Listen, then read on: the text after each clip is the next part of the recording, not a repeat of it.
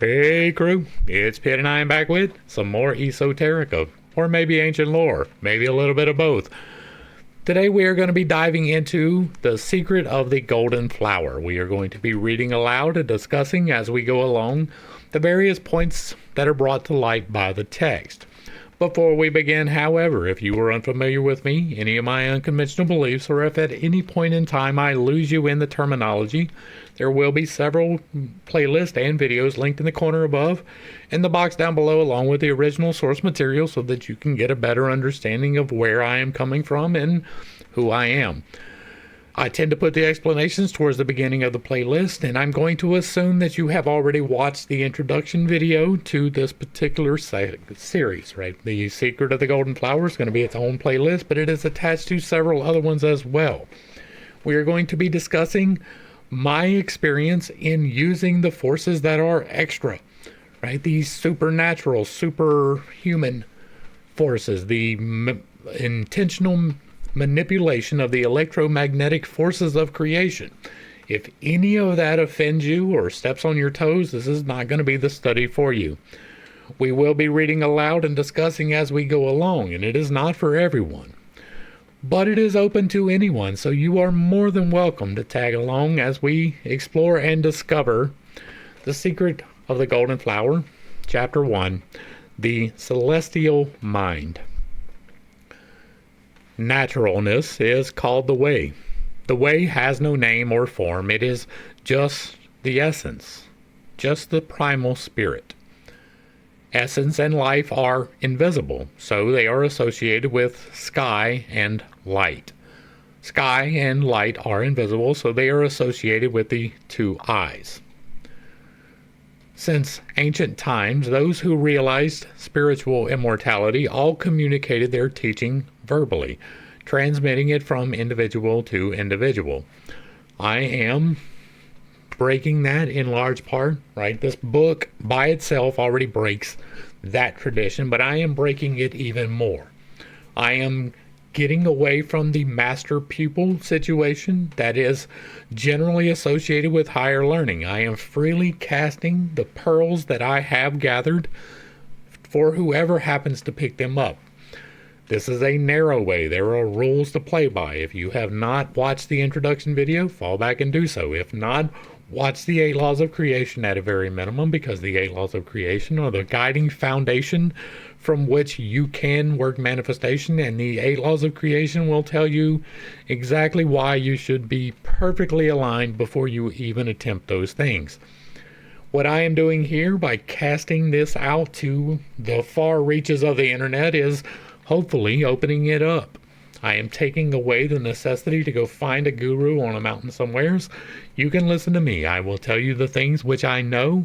I will try to be clear about the things which I do know and the things which I assume, which are not the same thing. But this is not passing it individual to individual. It is passing it from individual to whoever happens to pick it up. And yes, you are an individual, but the internet is not. Tai Shang appeared magically to Dong Hua, and the way was handed on through a succession to Yan, then to the southern and northern schools of complete reality, which can be considered its full flourishing. No, it is still growing, still flourishing. Like what I talk about, this is an attempt by me to find a different way to relay the information which I have already relayed in the Infinite Integrations playlist.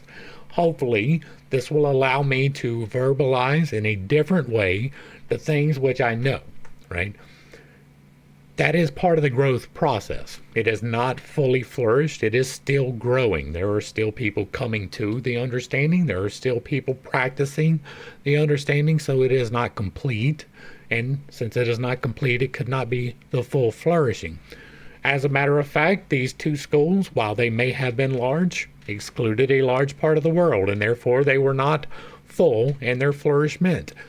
We are trying to remedy that situation here. That movement flourished in the sense that there were a great many who followed it. Yet it declined in the sense that its mental communication deteriorated. This has continued up to the present day, when it is extremely confused and extremely degenerate. When an extreme is reached, there is a reversion. Therefore, there was a certain master, Su, who extended his kindness to liberate all, especially setting up the teaching for the special transmission outside of doctrine. For those who heard, it was a rare opportunity. Those who accepted it formed a religious association in their time. Everyone should respectfully understand the heart of Master Su. First, established a firm foothold in daily activities within society. Only then can you cultivate reality and understand essence. That is true. One of the very first things that you are going to be required to do in order to obtain mastery is practice self-discipline. That is prayer, fasting, and meditation, absolutely, but it is also getting physical exercise, actually removing yourself from sedentary and moving into mobility. It is taking on the responsibility to learn as much as you possibly can.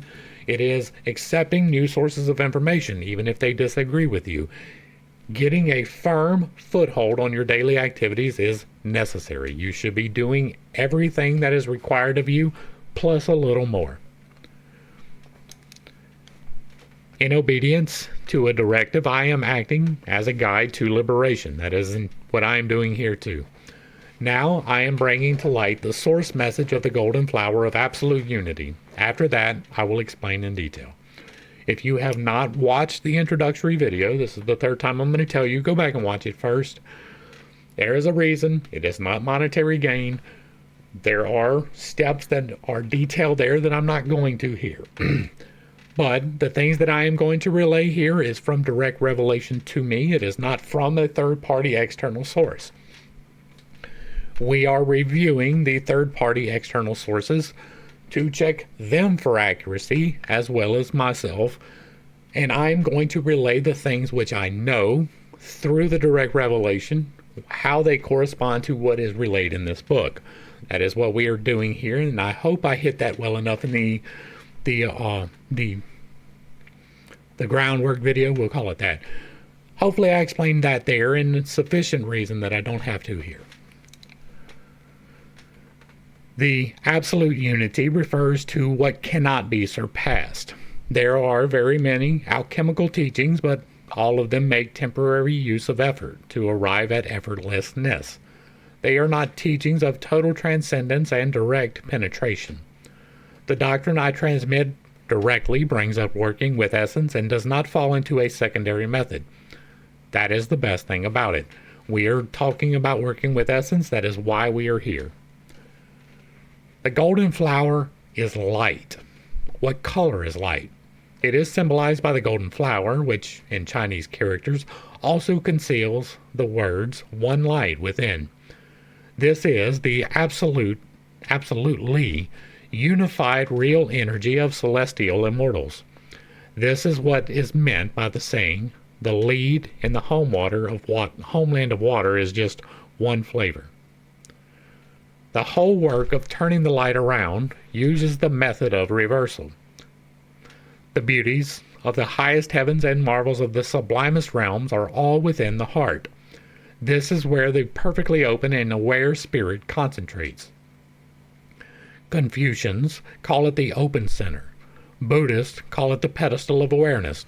Taoists call it the ancestral earth, the yellow court, the mysterious past, the primal opening.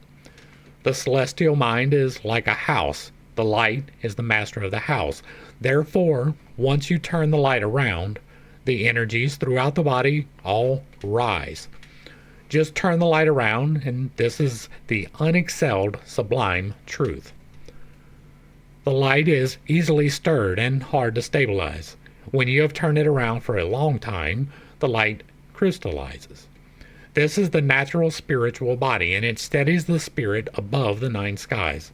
This is what is referred to in the Mind Seal scripture as silently paying court and soaring upwards.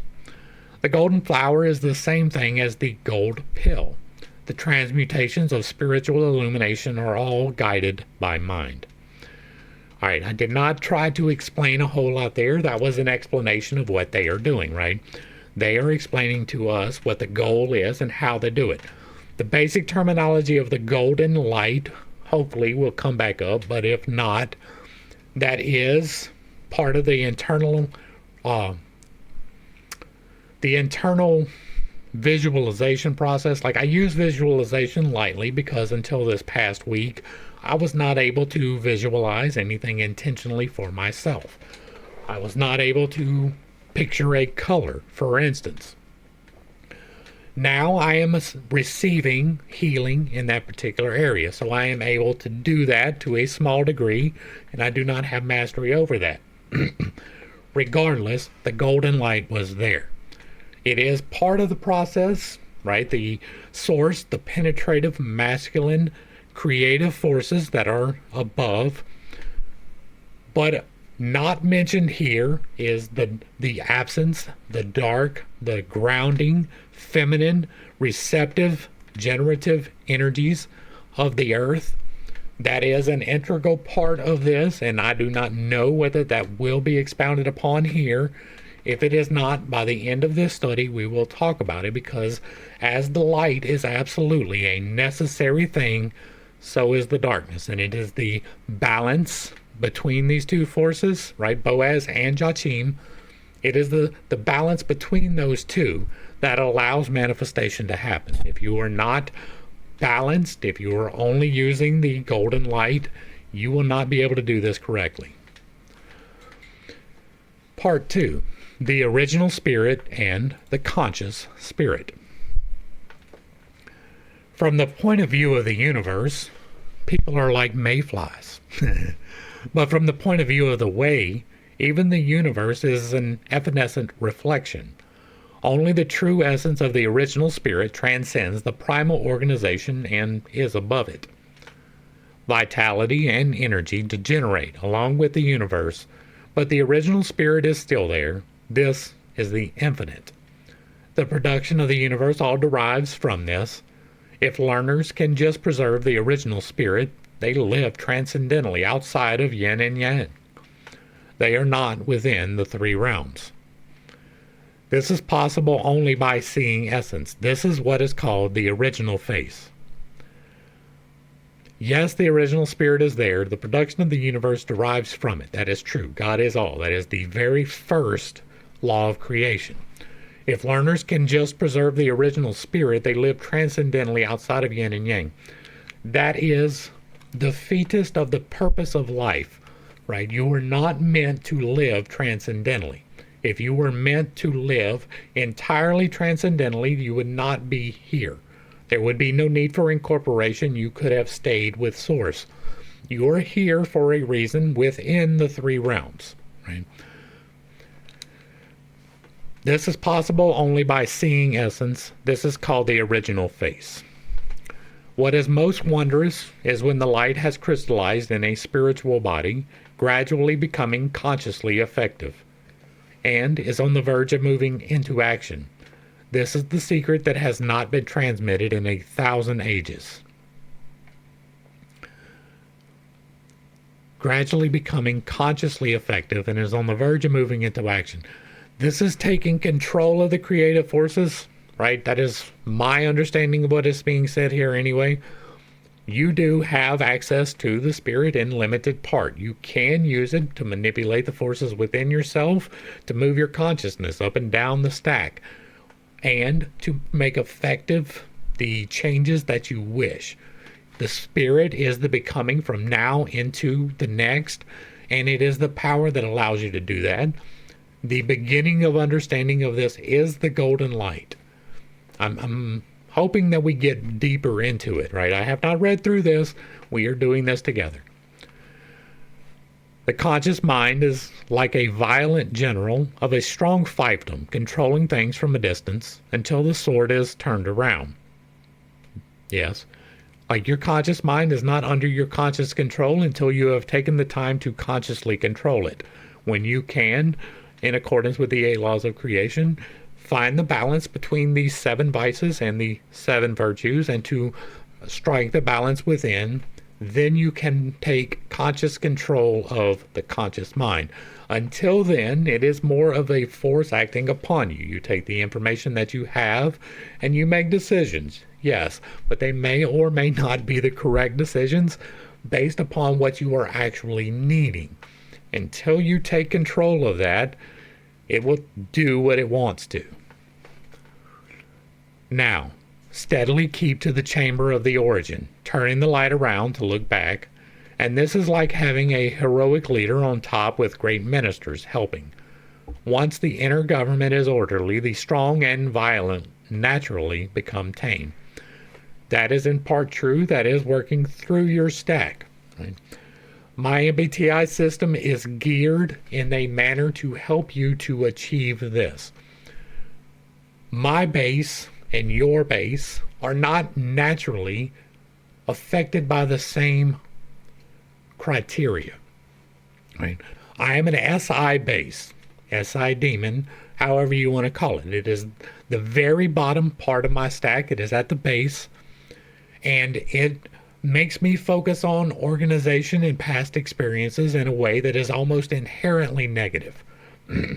If your SI is at the top, then you will look at those almost invariably in a positive manner. We would not be the same in how we attack our base. I would do it through organization and through going through those particular things. And if you are an SE, for instance, you would do it by going and finding new experiences and learning how to consciously choose to make the new experiences into what you want to. If you are a TE, for example, that is a T, then you are concerned about other people's thoughts, and then you have to learn how to distill other people's thoughts into useful and not useful, how to figure out which credentials actually mean something and which ones actually don't. Everybody has a slightly different path, even within the same stack. If someone else has the exact same stack as me, we may interpret information a little bit differently. Our main focuses are the same, but the way that we interpret the information internally can be a little bit different.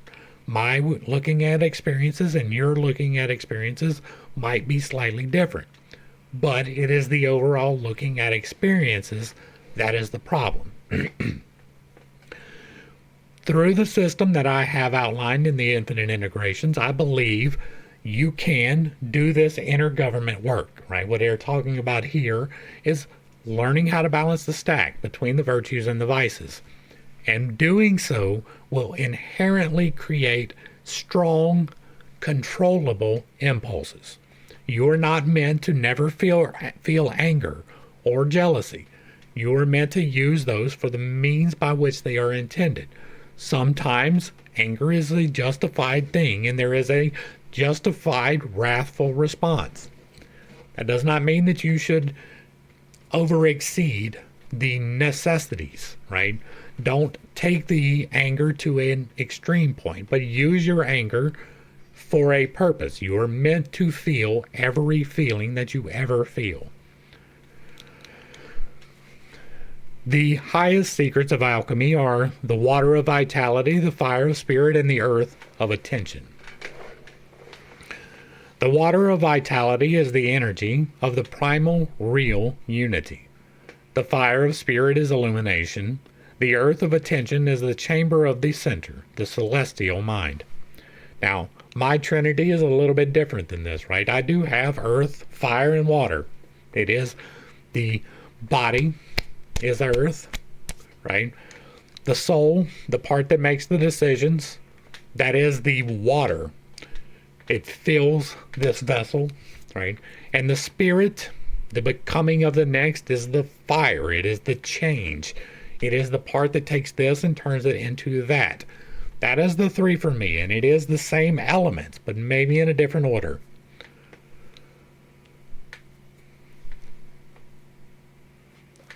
The fire of spirit is the function, the earth of attention is the substance, and the water of vitality is the foundation. Now, again, the spirit is the function, it is the change.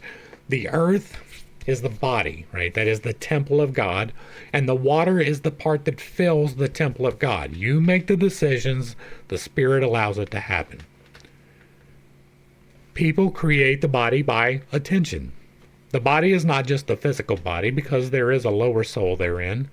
The lower soul functions in association with consciousness, and consciousness develops based on the lower soul.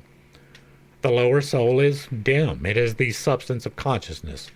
If consciousness is not interrupted, transformation and transmutation of the lower soul go on endlessly from lifetime to lifetime, generation to generation.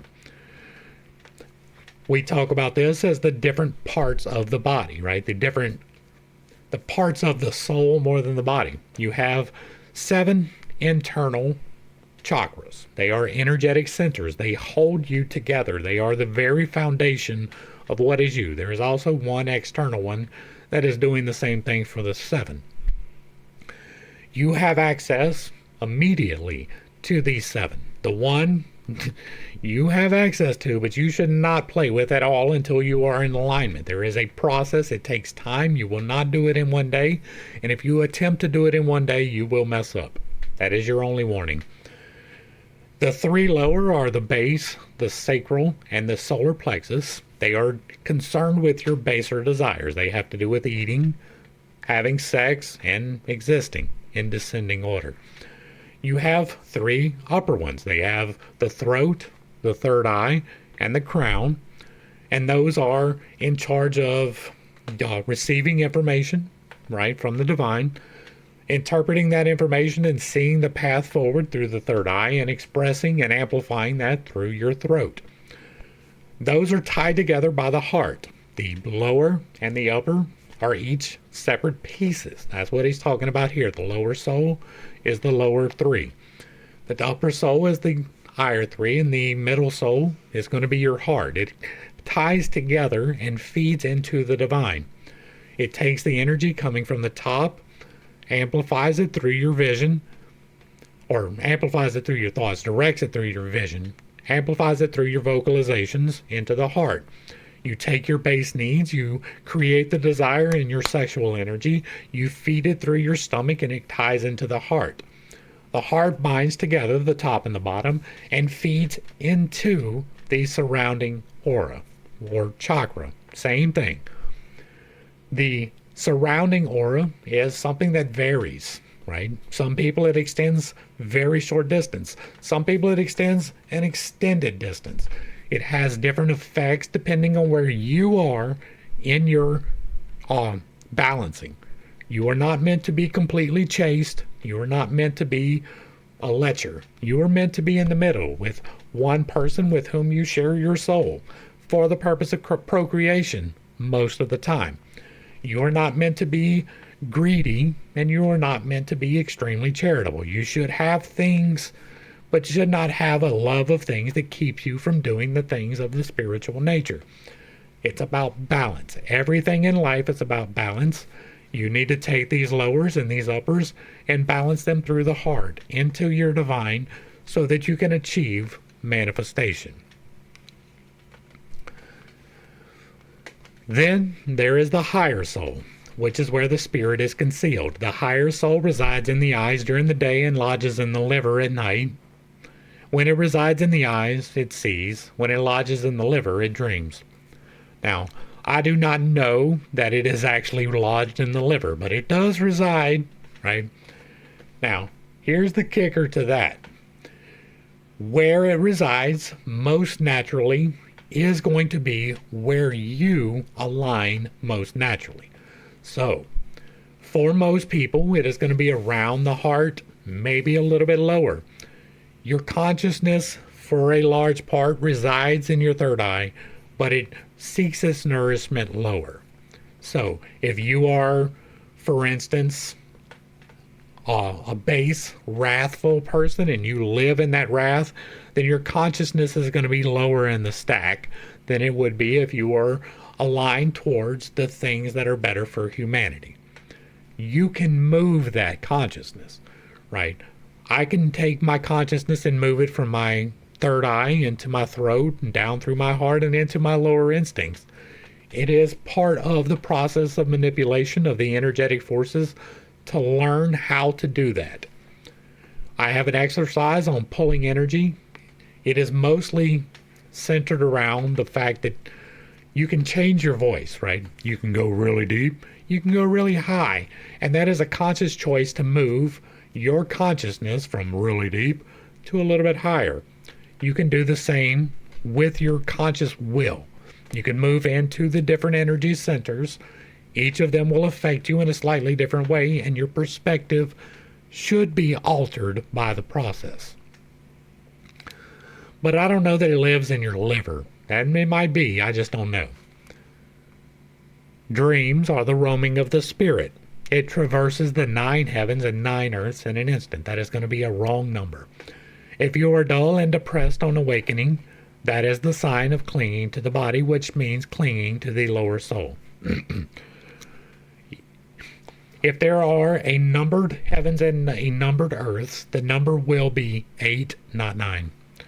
8 is the completion of the harmonic and the beginning of the new one, right? So you see the number 7 as being completion, and that is true, but it will always contain the next step, which is the beginning of the new process, the beginning of the new harmonic. 8 is going to be the number of creation, not 9, not 7. The most important number to remember while in manifestation is 1, 3, 8. 1 is God, it is the oneness. 3 is the Trinity, right? Body, mind, or body, soul, and spirit. And it is the lower, the upper, and the heart. And it is all of the manifestations of the Trinity that we know. And then the number 8 is the 8 chakras which you have access to. If you have 1, 3, and 8 in alignment, you can affect manifestation. The fundamental harmonics of life is the governing aspect of this. That is why I know that it's going to be 8 and not 9. If you are unfamiliar with that, it is part of the Infinite Integrations playlist. It will be linked. So turning the light around is a means of refining the higher soul, which is a means of preserving the spirit, which is a means of controlling the lower soul, which is a means of interrupting consciousness. Now, until we get to the technical definition of what turning light around is, which I'm assuming is coming later, I don't have a whole lot to add to that other than what I've already said. The ancients' method of transcending the world, refining away the dregs of darkness to restore pure light, is just a matter of dissolving the lower soul and making the higher soul whole. Turning the light around is the secret of dissolving darkness and controlling the lower soul. There is no exercise to restore the creative, only the secret of turning the light around. The light itself is the creative. To turn it around is to restore it. Already I am seeing something that I am going to disagree with, so I'm going to go ahead and say it here in case we don't get to it in this video, but it's in the next one. It is not about the denial of the light, it is about the assimilation of the light. There is a creative light that will come to you in the middle of a meditative practice. How it does it, I don't know. I don't have those mechanics, but it does. You are meant to direct that light. Now, well, that could be the process they're talking about turning around.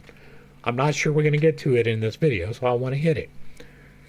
It is about the assimilation, which means you are not just taking the light. You are taking the darkness too. There is the upper, penetrative, creative light, and the lower, receptive, grounding light. Now, that light is characterized as black. The top one is characterized as white. You are meant to balance them. It should be a perfect blending, not of gray, but of separated, white and black, in a perfect checkerboard pattern displayed upon your divine aura. If there is coloration, it is because of a disunity. You have not assimilated correctly one of your chakras, whichever one is the light you are seeing. That is where you need to work. If any part of your aura, the outer part of you, is showing a color, That means that you have work to do in that particular energy center. Just persist in this method, and naturally the water of vitality will be full. The fire of spirit will ignite, the earth of attention will stabilize, and thus the embryo of sagehood can be solidified.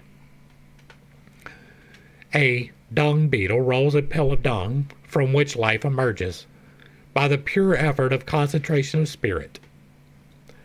If life can come even from a dung ball, how could it not be possible to produce a body by concentrating the spirit on where the celestial mind rests when the embryo leaves the shell?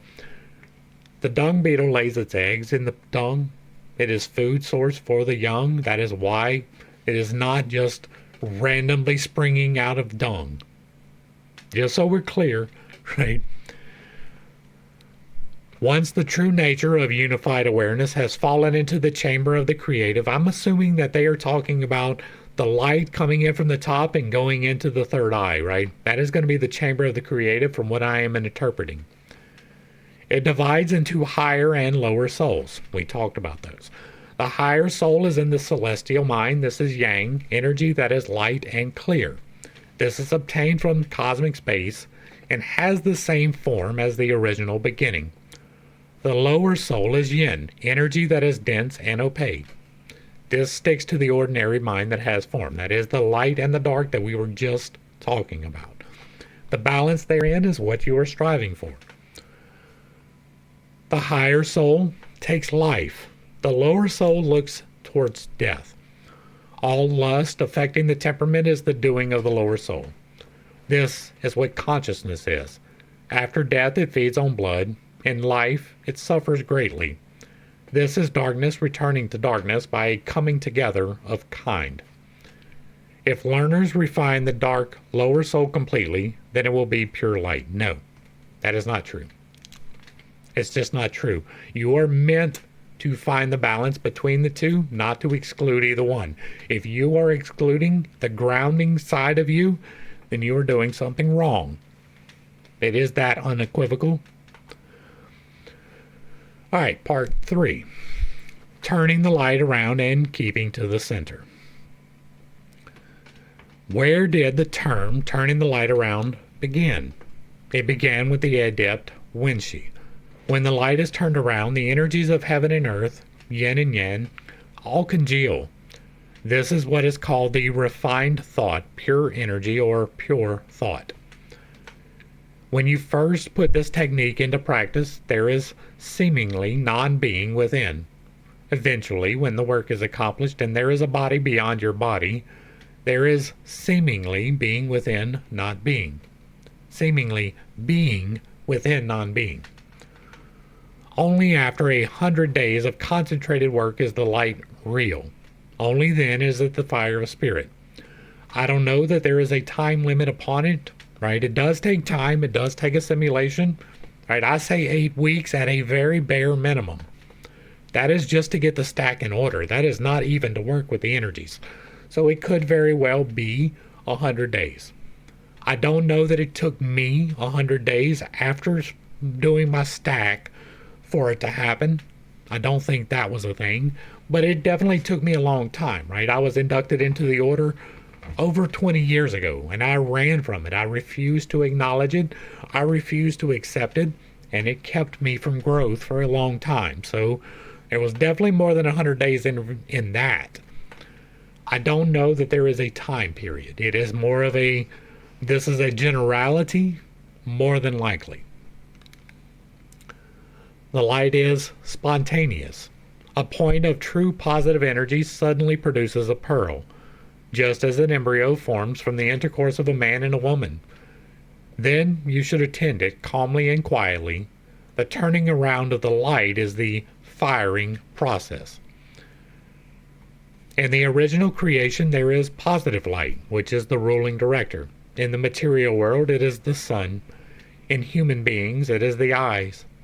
Nothing is worse than to have a running leakage of spirit and consciousness. This is conformity. So the way of the golden flower is accomplished completely through the method of reversal. Turning the light around is not turning around the light of one body, but turning around the very energy of creation. It is not stopping random imagination only temporarily. It is truly emptying routine compulsion for all time. Therefore, each breath corresponds to 1 year of human time, and each breath corresponds to a century in the various pathways of the long night of ignorance. I don't like the terminology there, but I don't have the technical knowledge to dispute it in the way that it probably needs to be disputed. Usually, people wind up pursuing objects and come to age in conformity with life. That is true. Never once looking back. Also true. When their positive energy fades and disappears, this is the netherworld. Therefore, the heroic March scripture says, pure thought is flight, pure emotion is fall. I can see that, right? Pure thought is the imagination taking fancy, and it can go wherever it wants. Pure emotion is grounding you in a very real way and controlling you and not allowing you to fly. So yes, I get that. When students have little thoughts and much emotion, they sink into low waves. Yes, yes, yes. You can see that demonstrated every single day across the entirety of the internet. You are meant to feel your emotions, but you are meant to be in control of them, not them in control of you. That doesn't mean you don't cry, right? If you can't cry, you are not in control of your emotion. If you can't feel anger, then you are not in control of the emotion. The emotion is in control of you. Even the denial of the emotion is allowing the emotion to control you. Just observe clearly. And when your breath grows quiet, then you become accurately aware. This is application of the method of reversal. So reversal is more of a denial of self, which is definitely part of the process, but it is not what I was expecting. This is what is meant in the Yin Convergence Classic when it says, the mechanism is in the eyes, and the plain questions of the Yellow Emperor when it says, the light rays of the human body all flow upward into the aperture of space. If you get this, long life is herein, and so is transcendence of life. Again, you are not meant to transcend life. There are moments of transcendence. Yes, you are meant to have those. Yes, you are not meant to be eternally in those. You are here, on this earth, for a reason, to accomplish a goal, and it is not to sit in exclusion somewhere with the denial of self. You are not even supposed to have your goal as immortality, right? That is not even supposed to be the goal. The goal is supposed to be here. The immortality part comes later. This is a practice that pervades the three teachings. The light is neither inside nor outside of self. True. Mountains, rivers, suns, moon, and the whole earth are all this light. Also true. So it is not only in the self. The one is all things. All things are merely energy stored. These are part of the laws of creation. So yes, the light is contained in every single thing. The incorporation of you is not the exclusion of light. It is the use of light. The incorporation of these dogs is the exact same thing. The incorporation of these glasses is matter stored. It is energy. All things are light. All things are energy stored. You don't ever actually touch anything. I'm not holding these glasses. They are held outside of me by the electromagnetic forces of me and the electromagnetic forces that make up the atoms that are these glasses. And so when I touch them, they are not incorporated into me. There are things that are a little bit less refined. Put your hand in water. Your hand absorbs water. It's on a minuscule degree, but it is possible. And if you don't believe that, take some LSD and put it on your hand and see what happens. Your skin absorbs it. It is the molecular interaction that is happening. You are held apart from the rest of reality by magnetic forces. They hold you on a molecular level in the coherence that you are in. The same is true for all things. The light of heaven and earth fills the universe. The light of one individual also naturally extends through the heavens and covers the earth. Therefore, once you turn the light around, everything in the world is turned around. The light rays are concentrated upwards into the eyes. This is a great key of the human body. You should reflect on this. If you do not sit quietly each day, this light flows and whirls, stopping who knows where. If you can sit quietly for a while, all time, 10,000 ages, 1,000 lifetimes, is penetrated from this. All phenomena revert to stillness. Truly inconceivable is this sublime truth. Yes, with the exceptions of, right? Did you know that your eyes emit light? You probably didn't. It is a fairly new revelation to me, but if you are more technically minded and are deep into science, then you may know this, but if not, then you probably don't. I have dealt with it in one of my videos. I forget which one, but it's in the Infinite Integration playlist too. You cast light out of your eyes. It interacts with the light that you are receiving, and that is what forms the reality that you see. We talked before in the last video, I think, about the blue on this phone. How there is no blue in this phone cover. It is the absence of blue that you are seeing. It is not the blue. Everything else is absorbed into it. That is what is actually contained. The blue is reflected from it. It does not contain blue. You don't ever actually see anything. You see the reflections of things. You see the light reflecting off of something, and that is what allows you to see it. If you stare at a light source, then you are actually seeing the light, but it is generally painful, and I do not recommend that you do that with any light source. The light is part of everything. You have the ability to manipulate the light, both through the projection of light out and from the absorption of light in. Now, the light that they are talking about here is not necessarily light you receive from your eyes. It is the light that is projected, right? That light surrounds you. It pervades you at all points, at all times. If you are in the sunlight, you are more affected by it. That is true. Even here in this artificial light, however, I am affected by that light. It is something that I am absorbing. It is something that I am transmuting into the reality which is around me. It is an energetic source. It is something that you can derive nourishment from. Probably not enough to stay alive, but there is some nourishment, just as there is nourishment in the air you breathe, the water you drink. All of the things that you take within you provide energy to you through the transmutation of the one. You can see all lifetimes. That is part of the Akashic records. It is something, again, that I am only beginning to really experiment in. But there are things out there you can learn.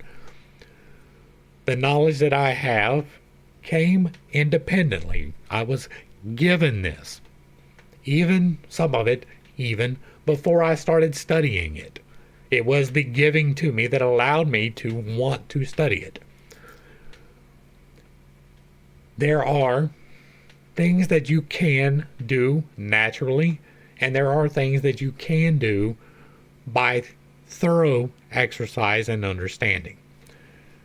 If you were, for instance, to sit around and not do anything for a decade or so and then decide to start walking, there is a process that is going to take place. Your body will take that cue that you want to change the current situation and use the physical activity to begin to change things within you. Your muscles get tired. That is because they are building new muscular tissue. They get sore for the same reason.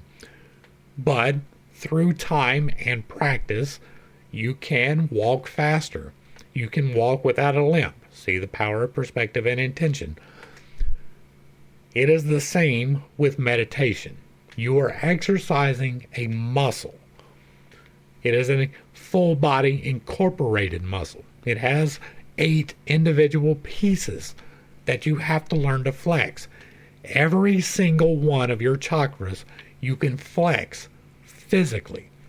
The easiest one's going to be your butthole to recognize, right? Because if you're holding back a turd, you're already flexing that. I know, it's a little bit crass, but you understand what I'm talking about, and it's a little bit funny, so you might remember it, right? It's the same with the sacral. If you flex your hips like you're thrusting forward, you're working your sacral. If you crunch, right, like you're doing a crunch, and you tighten your abdominal muscles, you're flexing your solar plexus. Your heart works through chest muscles, right? Moving your arms. And also is the part you have a receptor and a giver that you can use in conjunction with your heart. That is for later lessons. Your throat, if you try to touch your tongue to your uvula, you're flexing that particular chakra. Your third eye is kind of like trying to pop your ears when you move through a pressure differential, like you go up a hill and your ears get tight and you go. That's how you do it. That's where that flex comes from. The crown, you can see that. It's about the same for everybody. Not everybody can do it as effectively as I can, but you can flex the muscles on your crown. This is how you move the energy. When you draw in through your base and down through your crown, you're literally grabbing energy and pulling it into yourself, either from the bottom in the dark grounding areas or from the top with the penetrative light areas.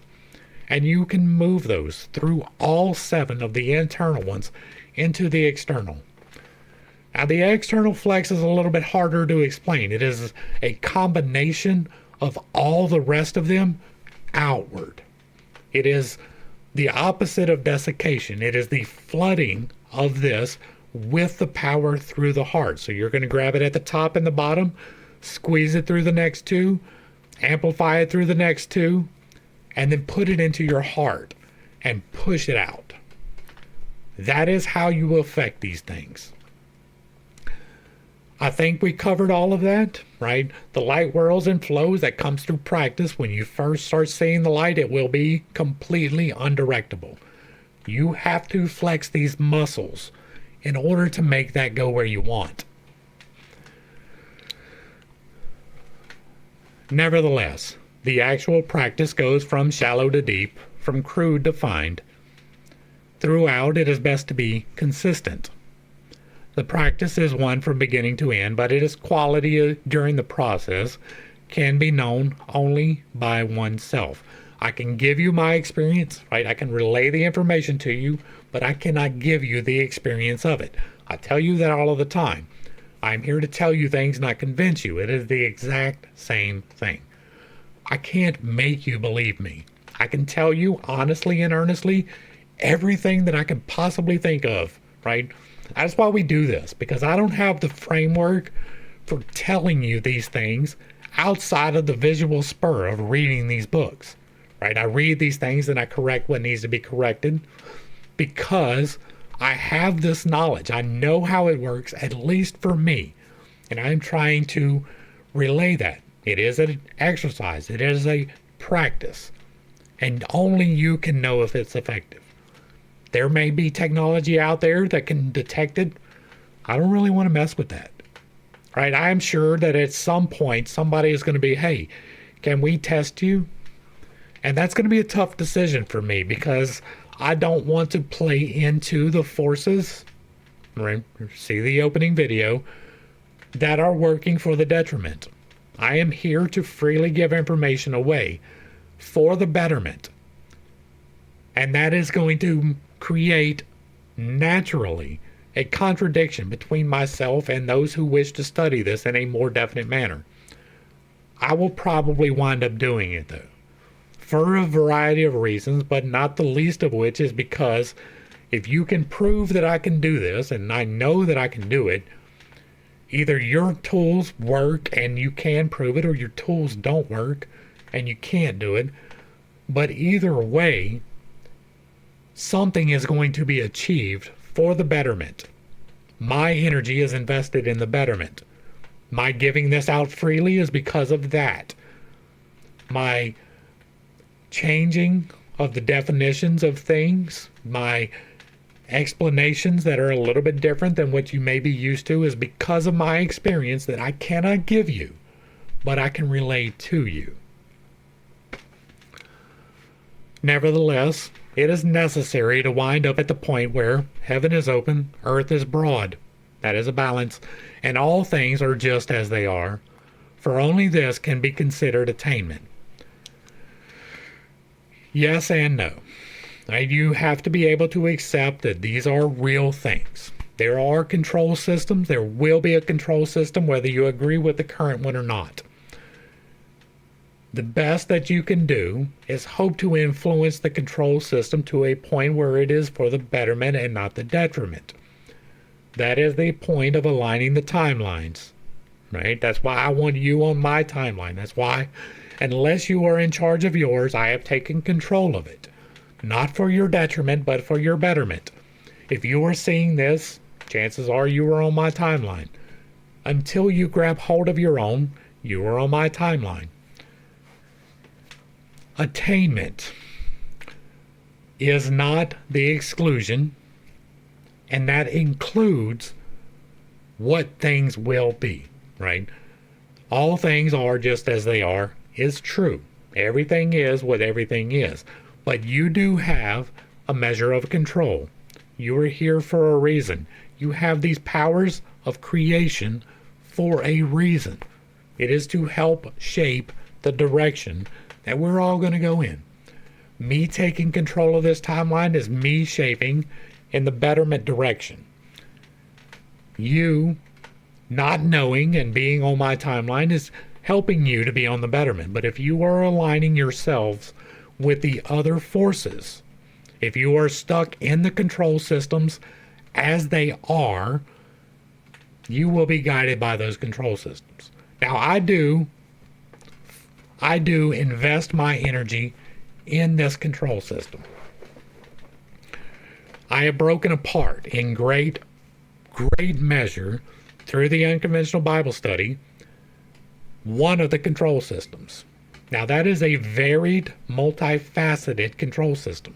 There are a lot of different denominations involved in that control system, and most of them are not for your betterment. I have, in different parts of the playlist, talked about communism and socialism. Those are very real control systems, and they can affect you. We have a unique experiment here in the United States in freedom. It is something that has never been enacted anywhere else. It is still a control system. There are still players who are not aligned for betterment. They are aligned for detriment. By taking control of the one particular control system, which is the republic that we are in, I am trying to counterbalance those detrimental forces and transmute them into beneficial forces. That is what I am doing by accepting the control system as it is. I do believe this is probably the best control system that we are going to get. There will be a control system. You will not get away from that. Even if the bottleneck happens and tomorrow 98% of life on Earth is gone, the remaining life will organize itself into a control system. It will not be voluntarism. That's not going to happen. There will be a governing structure. It is one of the fundamental, it is part of the fundamental harmonics, right? There has to be structure in a waveform. Whether that structure is the wave going up or the wave going down is the part that you get to play in the control system. So I do invest my energy into the republic. I talk about communism and socialism for that reason, right? I am trying to guide us away from the detriment and into the betterment. The more that you personally, locally take control and responsibility in your life, the less those detriments can affect you. You can take the recent flooding that happened in Appalachia, right? North Carolina and East Tennessee. They had some severe problems. The control system did not help them. Not yet, anyway. What did help them was the localized, individual, responsibility-taking people in the area, and to a lesser degree in the external area. They are coming, right? We are bringing supplies from Louisiana all the way up there. It's happened several times already, and I know of one convoy leaving today. They are going to show this fundamental fact. That is the Republic in action. That is not the government. That is us in this experiment of freedom, freely volunteering our energy, our resources for the betterment. That is my timeline. That is what I am doing here.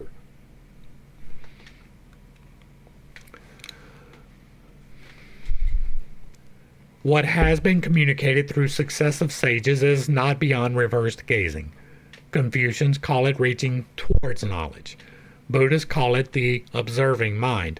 Taoists call it the inner observation.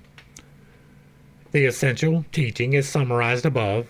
As for the rest, matters of entering and exiting stillness, the prelude and the aftermath, one should use the book Small Stopping and Seeing. Y'all remind me in the comments to look that up because I will probably forget.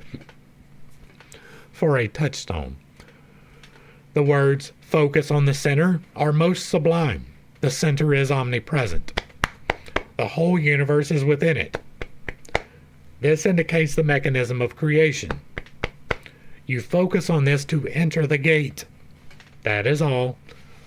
To focus means to focus on this as a hint, not to become rigidly fixated. The meaning of the word focus has life to it. It is very subtle. That is true. The terms stopping and seeing basically cannot be separated. They mean concentration and insight. Hereafter, whenever thoughts arise, you don't need to sit still as before, but you should investigate this thought. Where is it? Where does it come from? Where does it disappear? Push this inquiry on and on, over and over, until you realize it cannot be grasped. Then you will see where the thought arises. You don't need to seek out the point of arising anymore. Having looked for my mind, I realize it cannot be grasped. I have pacified your mind for you.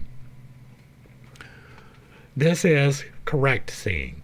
Whatever is contrary to this is false seeing. Once you reach this ungraspability, then, as before, you continuously practice stopping and continue it by seeing. Practice seeing and continue it by stopping. This is twin cultivation of stopping and seeing. This is turning the light around.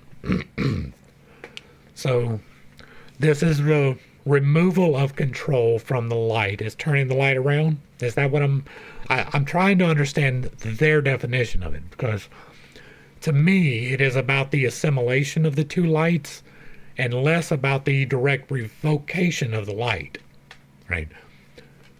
The light, like the thought, exists external from you. You don't think things, they come to you through thought. The creative process, right? I've been through the creative process. I have a book that I published. It is not a great book, so I don't promote it, right? I was learning. I have a game that I am building. These things are external from me. I allow the process of thought to come to me and I record it. That is different from me trying to force the thought to happen. Once you reach this ungraspability, then as before, you continuously practice stopping and continue it by seeing. Practice seeing and continue it by stopping. This is the twin cultivation of stopping and seeing. This is turning the light around. The turning around is stopping. The light is seeing. Stopping without seeing is called turning around without light. Seeing without stopping is having light without turning it around. Remember this. Okay. We're getting right about where I like to have them, so we're going to go ahead and wrap this one up. We will be coming back in the next one talking about turning the light around and tuning the breathing, which probably has some fruits to be delved. I like to keep these digestible. I like to keep them around an hour because people lose attention. If not, I would do it for longer. But you are more than welcome to go on the playlist and watch them in sequential order, hopefully, if YouTube's not acting a pain in the butt again. I understand that I have some different beliefs, right? I have a tendency to step on toes when I am relaying those beliefs, and it is not intentional, but I do not apologize for it. I have a knowledge. You don't have to believe that. I have to relay that to you. It is part of my terms and conditions. I have to tell you, I do have knowledge. I have affected change in my life through using the concepts that we are talking about here. And so when I am correcting, I have a tendency to step on toes, right? I have a tendency to take something that you have firmly held a belief in and kind of shit on it. It's not intentional, but to me, it is just something that I see and I have to relay. Most of what we've done here has not been that really shitting on it yet. I'm sure that will come because they are excluding half of the process, so that is going to have to be something that we address. I have begun to address it here already, but there will be more to come. This is an evolving process, right? I am attempting to convey to you things that I know. Not that I guess, not that I assume, not that I read somewhere and sounds logical. Something that I have experienced. I cannot give you my experience. I can relay it to you. I can be as truthful and honest and as earnest as I can possibly be. That is what I'm trying to do. Hopefully I have a track record that allows you to trust me enough to begin to attempt these things. I cannot force you to attain enlightenment. I cannot force you to believe in anything that I say. But I can tell you unequivocally that the things that I relate to you are honest. They are things that I have done myself. If I say I am certain, it is because I have experienced it. If I don't say I am certain, if it is something I am not technically able to address, hopefully I am self-aware enough to do that. And if I am not, call me out and I will correct. I don't have a problem being wrong. I have a problem with wrong information guiding you in the wrong ways. We saw that all the way through the Manly Hall videos, right? The Secret of Life. There's a lot in there that is useful. And there is a lot in there that is, quite frankly, not useful at all. They are talking about ceremonial magic without believing in ceremonial magic. I don't believe in ceremonial magic. I believe in magic. I do. I believe that magic is the intentional use of the Holy Spirit, and it has been given to you as well as to me. The only difference between the two of us is I have taken the time. I have put in the hours. I have done the work. I spend time in prayer, fasting, and meditation, in moving this energy through myself, and it has effected change in my life. The fact that I am over 2 hours of talking to you today is a miracle and a manifestation of the Holy Spirit in my own life. And that's all I can give you. Hopefully I brought a little bit of enlightenment and not too much confusion to a series of somewhat difficult topics. I understand that I hold some unconventional beliefs and that I have a tendency to step on toes when I relay those. That is not intentional, but I do not apologize for it. If you like what I'm doing over here, let me know down below. Give me a like, share, and a sub. Throw me a comment. Let me know if you agree or disagree. If it remains respectful, it gets to remain up to the crew. Oh, wow, one more. If you really like what I'm doing, hit me with that super thanks because I am not manifesting money to the crew. Thanks for hanging out. I appreciate every single minute that you were here with me, and I am praying for you every single day. Until next time, I love you. God loves you. You are perfect, whole, and complete, just the way that you are. And this has been Pitt's Take. Peace.